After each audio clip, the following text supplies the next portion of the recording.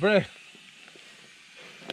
ഗവിയിൽ package ഇല്ലാണ്ട് പത്തനംതിട്ടയിൽ നിന്ന് KSRTC കയറി വന്നാൽ ഗവി കാണാൻ വേണ്ടി ഗവിയിൽ ഇറങ്ങിയാൽ അവിടുന്ന് വാങ്ങിക്കൊണ്ടുവന്ന ഫുഡ് എന്തെങ്കിലും ഉണ്ടെങ്കിൽ മാത്രം അത് കഴിച്ചിട്ട് നമുക്ക് അടുത്ത ബസ്സിന് വേണ്ടി വെയിറ്റ് ചെയ്തതുപോലെ കിടക്കാം.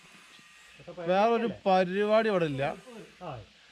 പിന്നെ ഇത് അപ്പുറത്ത് കണ്ടല്ലോ, അങ്ങോട്ട് ആ സെറ്റപ്പിൽ കയറിന് പാക്കേജ് എടുത്ത് വരണം.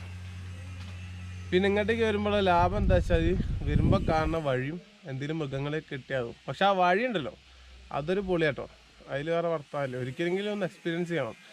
പിന്നെ ഇവിടെ വലിയ ഏർപ്പാടൊന്നും ഗവിയിലില്ല. നേരെ കുമളിക്ക് പിടിക്കായിരിക്കും ബെറ്റർ.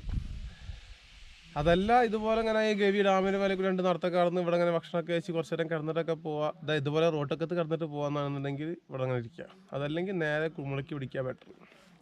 അപ്പോൾ അതാണ് ഗവി ട്രിപ്പിൻ്റെ ഒരു അവസ്ഥ. ഓക്കെ.